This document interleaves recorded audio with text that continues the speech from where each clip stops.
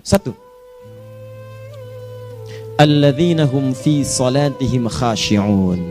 Syarat pertama, kalau ingin mendapatkan surga Firdaus tadi dan kebahagiaannya diturunkan ke bumi, dibawa sampai mati, masuk ke alam kubur lebih bahagia lagi, maka amalan pertama untuk melatih menguatkan iman itu, coba berlatih untuk menunaikan sholat dengan khusyuk.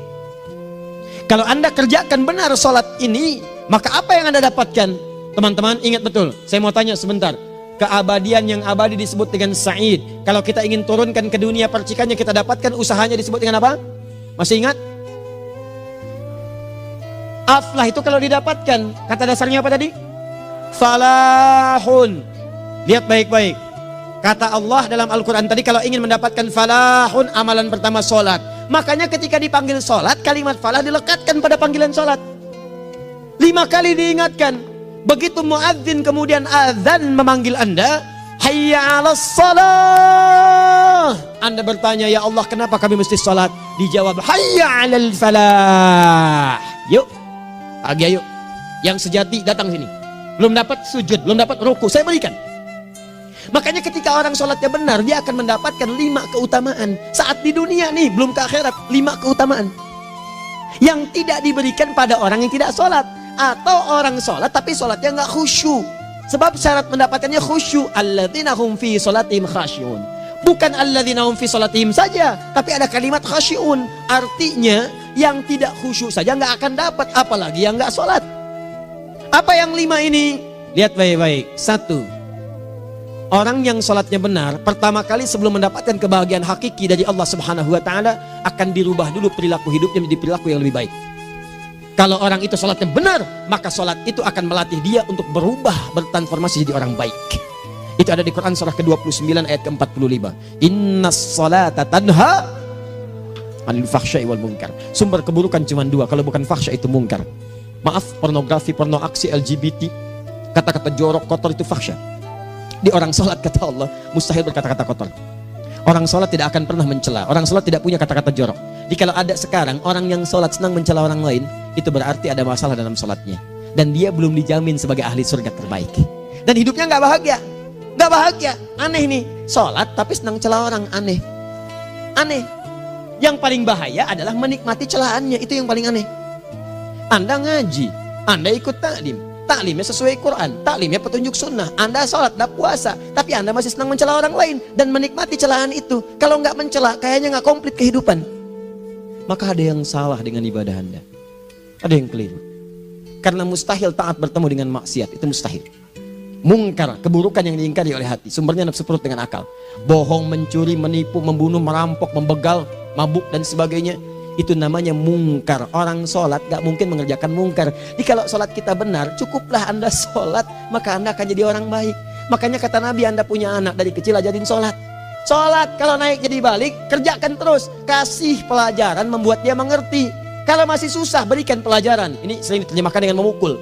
Mukul di Arab beda dengan konteks mukul sekarang. Mukul di Arab tuh ngasih pelajaran supaya ngerti.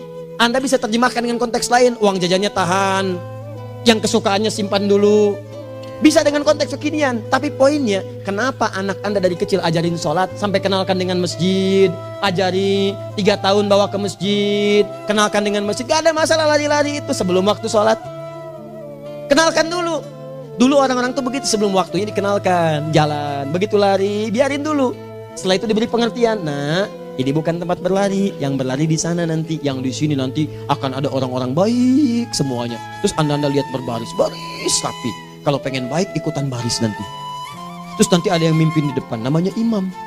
Imam itu siapa ya? Tetangga kita bukan yang Pak Imam, bukan.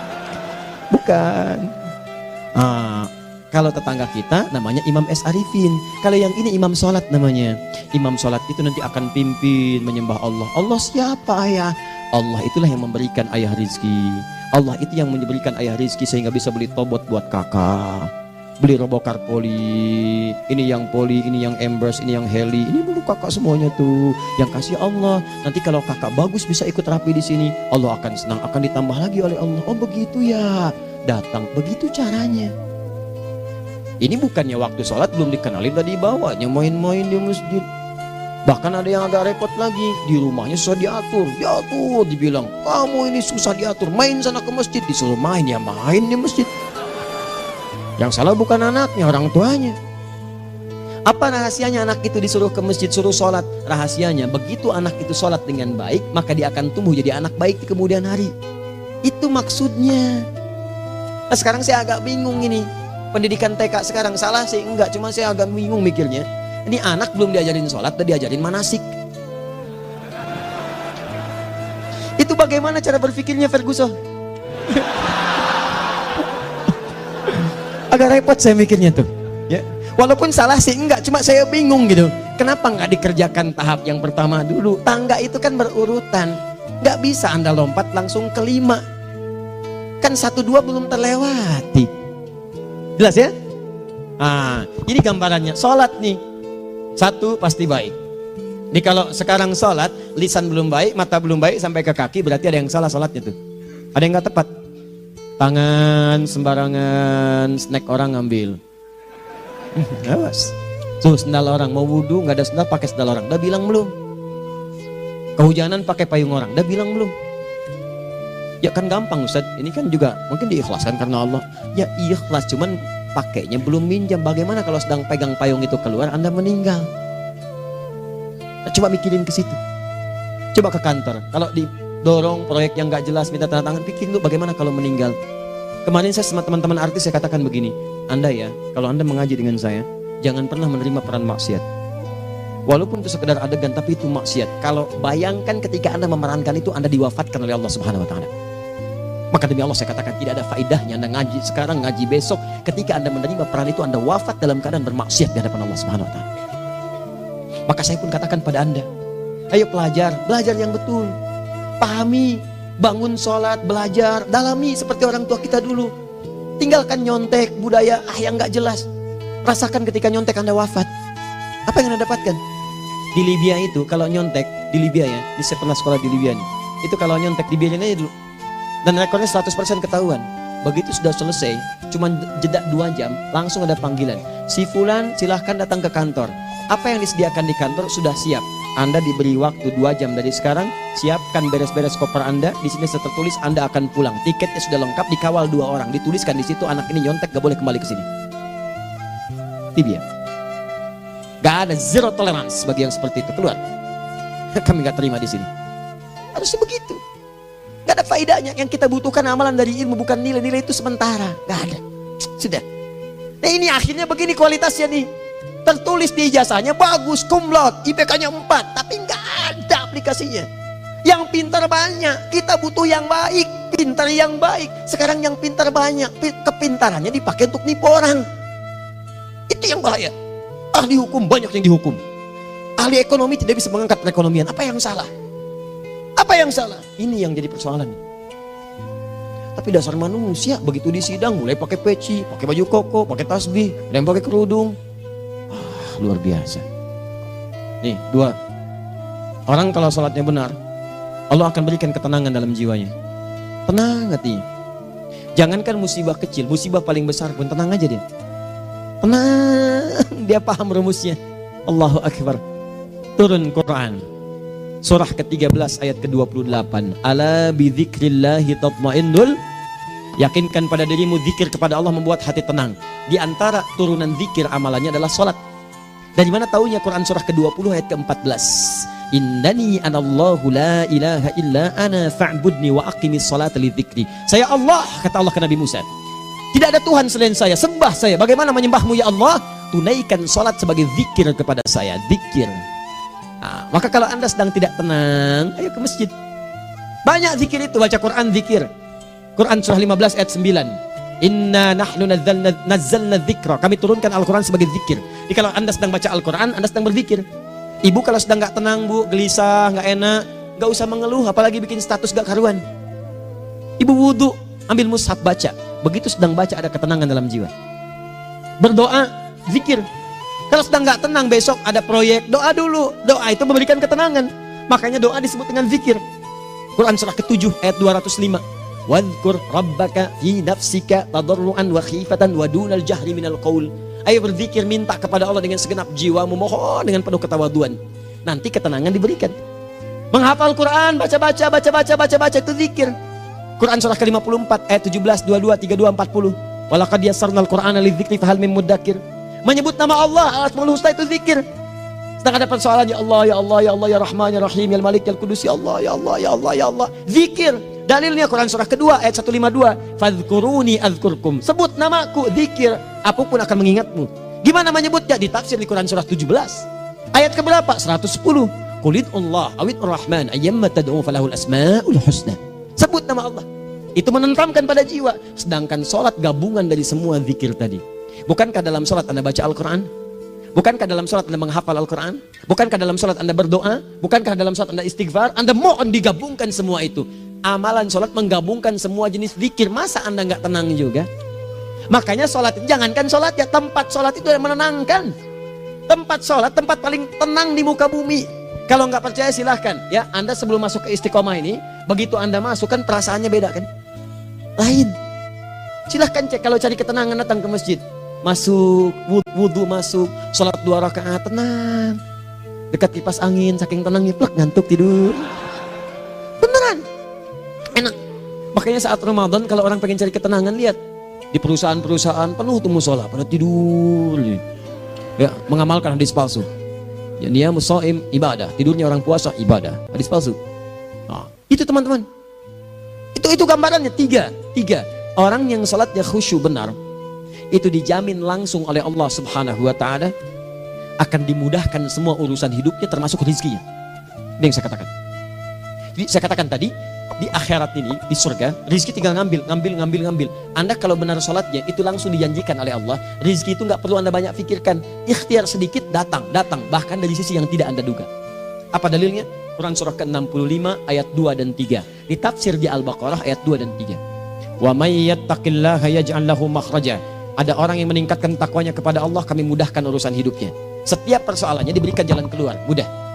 Solusi. Setiap ada problematika, ada solusi. Wa yarzuqhu min haitsu la yahtasib. Dan kalau dia ingin mendapatkan rezeki, bahkan kami kirimkan dari sisi yang tidak dia duga. Orang lain capek ini datang lagi, tawaran proyek datang lagi. Utsman tuh Masya Allah kayanya banyak, tapi yang paling dirindukan bukan saat mendapatkan peningkatan omsetnya, yaitu saat dia mendapatkan waktu khusus dengan Allah untuk sholat malam hari, sampai-sampainya sempat sholat tahajud sampai khatam Al-Quran. Abdurrahman bin Auf demikian, Tamim Ad-Dari demikian, sholat karena tahu sholat itu meningkatkan rizki. Karena tahu kuncinya ada di situ, Allah yang punya rizki, disebut dengan Razak, pemilik rizki. Maka saya harus punya hubungan dekat dengan Allah. Kalau sudah punya hubungan dekat, mau apa aja gampang. Belum minta, udah diperhatikan.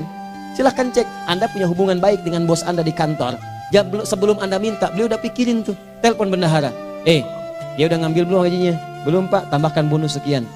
Kenapa? Karena dia mengawasi Anda. Allah maha tahu dibandingkan dengan bos Anda. Mendekat kepada Allah, semua diperhatikan oleh Allah. Siapa orang takwa itu? Kalimat takwa pertama di Al-Quran Al-Baqarah ayat 2, amalannya ayat 3. Dzalikal kitabu la raiba fihi hudal lil. Siapa mutakin itu? Ayat 3-nya. Alladzina yu'minuna bil ghaib wa yuqimunas shalah. Di gampang, kalau pengen mudah hidupnya gampang. Biaya nggak mahal, tenaga nggak banyak, tingkatkan takwa nih. Jadi kalau hidup Anda masih susah, di kantor champion, di rumah tangga bermasalah terus, atau sebaliknya, maka boleh jadi kalau gelar Anda tinggi, harta Anda banyak, tapi selalu punya masalah. Bukan Anda kurang hebat, bukan Anda kurang kedudukan, bukan Anda kurang kaya, Anda kurang takwa. Dan yang paling dahsyat, mungkin sholat Anda belum berkualitas. 4. Orang yang sholatnya benar, khusyuk dia. Bahkan saat sholat itu kalau dia minta, maka seketika doanya akan dikabulkan. Tanpa diskusi, langsung seketika. Contoh, Quran surah ketiga ayat 38 sampai 39. Demi Allah saya katakan, Nabi Zakaria punya masalah, masalahnya pelik. Sudah berumah tangga, istrinya divonis monopos, maaf bahkan mandul. Gak mungkin punya keturunan. Maka apa yang beliau kerjakan? Secara singkat beliau sholat. Begitu sholat minta kepada Allah. Hunalika da'a Zakaria rabbah. Di mihrab itu beliau bermohon kepada Allah. Bermohonnya sambil sholat. Qala rabbi habli min ladunka dzurriyyatan thayyibah innaka sami'ud du'a. Ya Allah, mereka katakan saya nggak mungkin punya keturunan. Sekarang saya ingin katakan, ya Allah, saya hanya minta darimu saja, saya nggak akan dengarkan mereka. Ya Allah, mohon Engkau maha mendengar, ya Allah. Maha mendengar doa saya. Kalau kepada yang maha mendengar aja nggak mengabulkan, kepada siapa lagi saya mesti minta? Apa yang terjadi? Fanadatul malaikatu wa huwa qa'imun yusalli fil mihrab. turun malaikat mengabarkan, sedangkan beliau masih sholat, belum selesai dalam sholatnya. Sholat khusyuk itu belum selesai sholat aja dikabulkan, doa sudah turun. Sholatnya belum selesai, doa sudah dikabulkan. Annallaha yubashshiruka bi Yahya. Allah kasih kabar gembira, doa kamu didengar, dikabulkan, kamu akan punya anak, namanya langsung dari Allah Yahya, artinya hidup yang mustahil menurut manusia. Lahir seorang dari rahim perempuan yang menepus dan mandul, bayi yang hidup, kata Allah nggak ada yang mustahil bagiku, jadi dan jadi dia. Berita baiknya, Nabi Zakaria sholat dikabulkan. Umat Nabi Muhammad sebelum sholat sudah ditunggu oleh Allah, mau minta apa aku kabulkan sekarang. Hadisnya qudsi, saya bacakan. Hadatsana qala Rasulullah sallallahu alaihi wasallam, qala Allahu azza wa jalla, qasamtu shalah baini wa baina abdi. Kata Allah, saya bagi dua ya salat antara aku dengan hambaku. Wali abdi ma sa'ala. Kalau hambaku benar salatnya, aku berikan apapun yang dia minta sekarang. Idza qala al-abdu alhamdulillahi rabbil alamin. Bagian pertama, kalau hamba benar dibaca Al-Fatihahnya dari alhamdulillahi rabbil alamin, kalau Allah azza wa jalla dijawab oleh Allah, hamadani abdi, hambaku sedang memujiku. Wa idza qala ar-rahmanir rahim, jika hambaku berkata ar-rahmanir rahim, qala Allah azza wa jalla athna alayya abdi, hambaku sedang menyanjungku. Wa idza qala maliki yaumiddin, qala Allah azza wa jalla majjadani abdi, kalau hambaku mengatakan maliki yaumiddin, kata Allah hambaku sedang mengagungkanku. Perhatikan sekarang. Wa idza qala al-abdu iyyaka na'budu wa iyyaka nasta'in, jika hambaku berkata sekarang, ya Allah, kami sekarang ibadah, sholat menyembahmu, dan kami sekarang sedang punya masalah, kami hanya minta tolong kepadamu ya Rabb. Apa jawabannya? Beda dengan sebelumnya. Kata Allah, hadza baini wa baina abdi, inilah perjanjian antara aku dengan hambaku. Wali abdi, kalau hambaku benar khusyuk sholatnya sampai detik ini, baru sampai Al-Fatihah itu pun belum tuntas, baru sampai Al-Fatihah itu pun belum tuntas. Kalau benar bacaannya betul, sholatnya dari takbir sampai dengan selesainya, sampai ayat itu, iyyaka na'budu wa iyyaka nasta'in, kata Allah, masalah apapun yang dia minta sekarang aku akan kabulkan. Besok saya kasih rahasia yang di KBP, ada awal pembuka di awal sebelum Al-Fatihah yang kalau anda benar bacanya itu pengantar kepada pengabulan doa di Al-Fatihah. Apa itu? Besok. 5. Yang kelima ini yang paling diharapkan, dan ini penutup dalam kajian kita malam ini. Teman-teman sekalian, perhatikan baik-baik. Jika anda benar mengerjakannya, maka Allah akan jamin langsung anda akan mendapatkan kesuksesan dan kebahagiaan di semua aktivitas anda. Kalau jadi suami, suami yang sukses, rumah tangga yang bahagia. Kalau jadi pegawai, pegawai yang sukses, dan di kantor bahagia. Masih ingat? Kesuksesan yang menghadirkan kebahagiaan, konteksnya dunia disebut dengan falah, dipegang disebut dengan aflah. Dikembalikan lagi ke atas, ke surah ke-23 ayat 1 dan 2. Qad aflahal mu'minun. Apa amalannya? Alladzina hum fi salatihim khashi'un. Persoalannya, kalau anda sholat belum mendapatkan satu di antara 5 ini, apa masalahnya? Pertama masalahnya, kata Al-Quran, boleh jadi yang sholat itu belum khusyuk. Apa itu khusyuk? 2 maknanya, dan saya tutup di sini. Apa yang 2 itu? 1, kebanyakan orang sholat masih membawa dunia dalam sholatnya. Makanya kalau pengen khusyuk, kata Allah, maka anda rasakan akan bertemu Allah. Rumusnya Quran surah kedua ayat 45 sampai 46.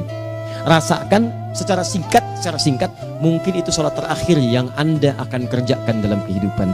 Mungkin di sholat itu anda wafat. Kata Allah, alladzina yadhunnuna annahum mulaqu rabbihim. Orang khusyuk itu sudah kelihatan dari sebelum sholat, dia sudah merasa persiapan menghadap Allah. Persiapan ke manusia aja, dia sudah siap-siap, mandi dulu, ganti pakaian, pakai parfum, macam-macam dan sebagainya, hanya memenuhi undangan manusia. Allah mengundang anda 5 kali dalam sehari. Ya maaf, mengabulkan doa anda, mencukupkan kebutuhan, menyembuhkan kalau sakit, disiapkan anda. Harusnya apa? Penampilan sempurna. Kata Quran, orang khusyuk itu kelihatan sebelum sholat, pakaiannya kelihatan. Quran surah 7 ayat 31, ya bani Adam khudzu zinatakum inda kulli masjid. Hai anak cucu Adam, kalau tiba panggilan dari masjid, kenakan pakaian terbaikmu. Di anak cucu Adam tuh kelihatan. Kalau orang khusyuk begitu adzan kelihatan pakaiannya lain. Pakaiannya indah.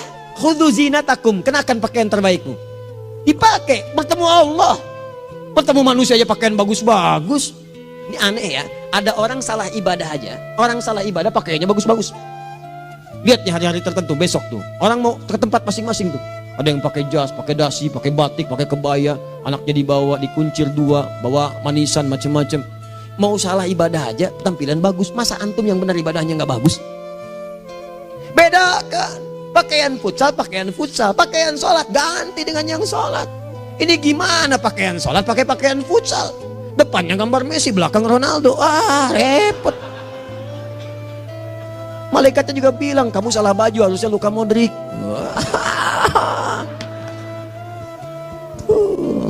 Apalah saya.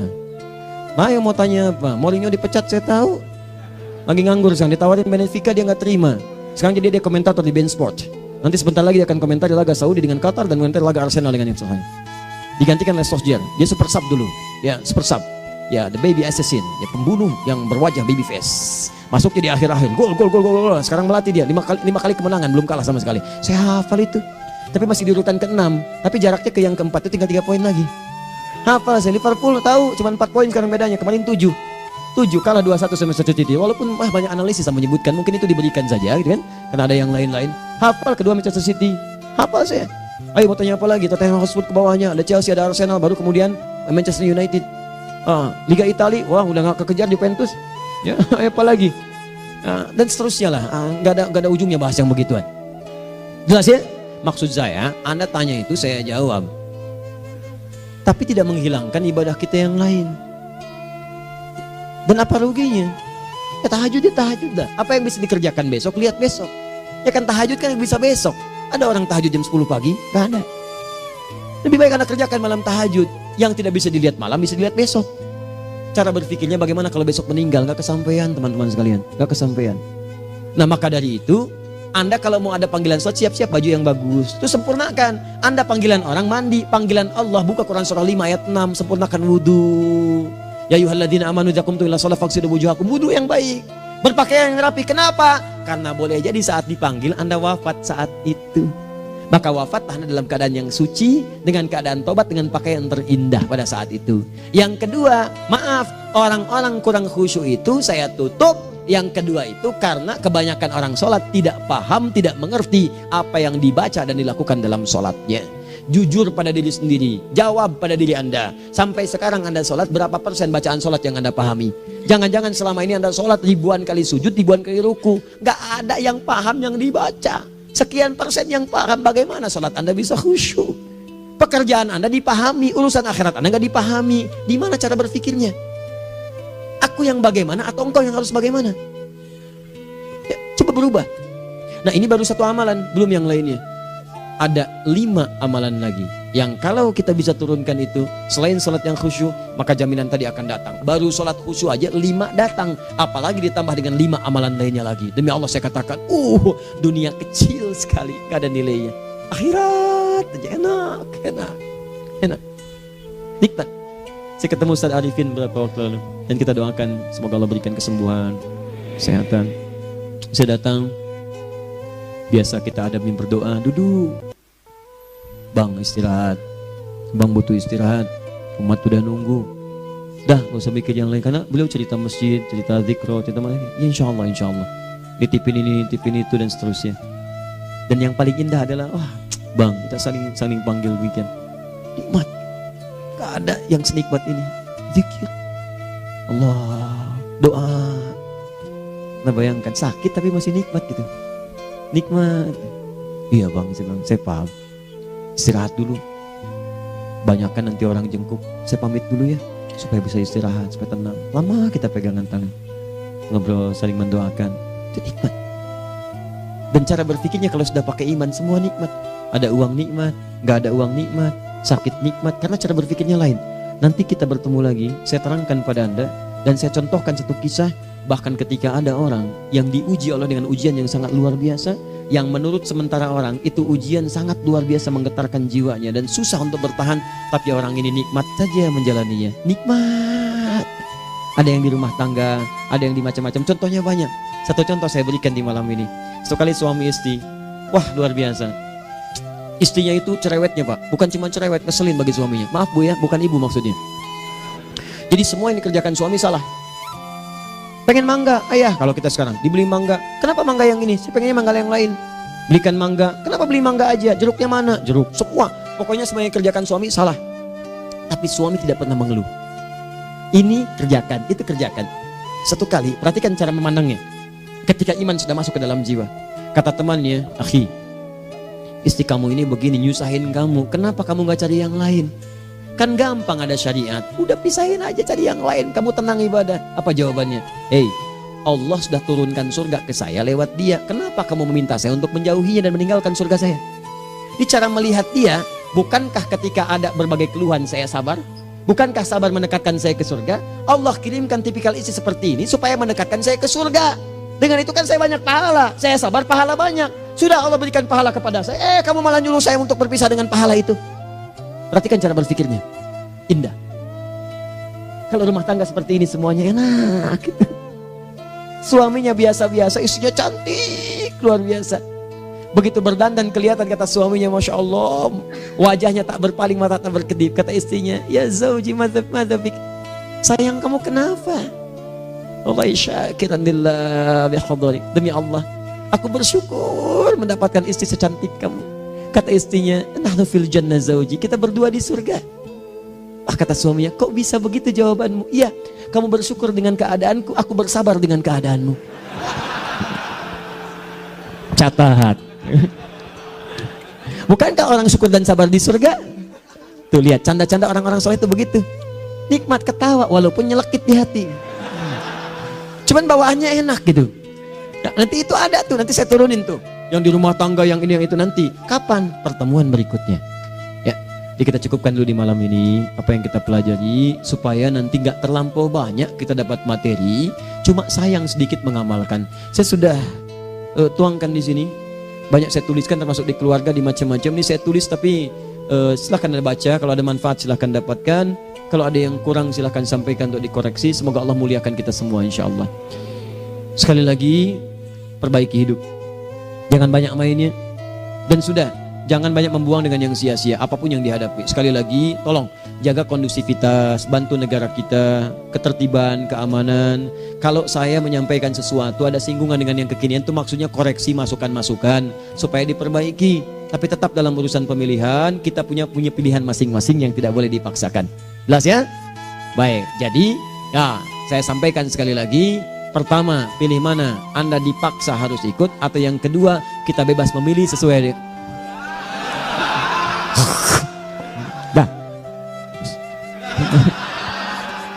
Sudah ya. Jadi kita akhiri, subhanakallahumma bihamdika asyhadu an la ilaha illa anta astaghfiruka wa atubu ilaik. Wa akhiru da'wan alhamdulillahirabbil alamin. Berjumpa besok sesi terakhir fikih ikhtilaf di Masjid Ar-Rahman Kota Baru Parahyangan. Assalamualaikum warahmatullahi wabarakatuh.